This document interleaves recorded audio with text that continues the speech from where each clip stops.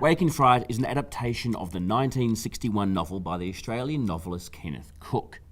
The English actor Gary Bond stars as John Grant, a schoolteacher who is reluctantly fulfilling his obligation to the government by teaching in a remote outback town in return for having his degree funded.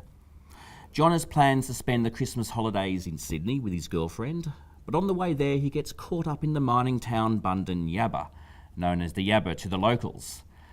After gambling away all his money, John becomes trapped in the hellish world of ritualistic drinking, kangaroo shooting and what he calls aggressive hospitality.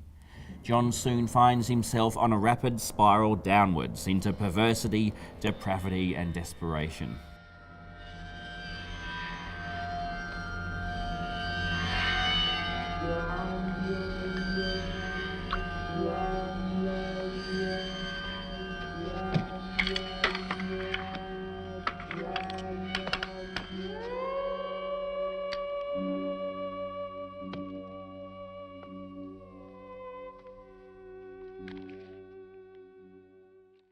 The rest of the cast includes many notable Australian actors as the various residents of the Yabba, including Chips Rafferty in his final film appearance and Jack Thompson in his first one.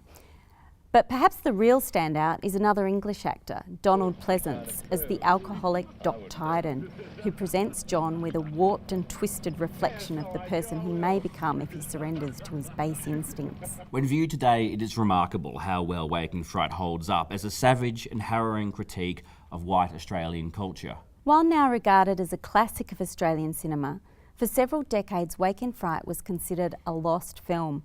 Despite screening in the 1971 Cannes Film Festival competition and receiving rave reviews both locally and internationally, it was a domestic box office flop and disappeared from Australian cinemas after just 1 week of release. Because when this film was made, it was made in the cusp of the Australian film industry's revival or renaissance. It's also, not only is it directed by an outsider, but it's written by an outsider, in this case the Jamaican writer Evan Jones. You know, it was really badly timed. This was just not the sort of thing Australian audiences at the time wanted to see. It also didn't fit into any of the other groups of films coming out of Australia at the time. It's not an art house film or a historical drama. Its dark humour is far too sinister for it to sit alongside the broad ochre comedies, and it doesn't contain those generic elements or excess that could align it with the more overt genre films of the era. Yeah, it's not Alvin Purple. Waking Fright is a film made in the wrong place at the wrong time, but fortunately it's now fully restored and it's regarded as a masterpiece of Australian cinema.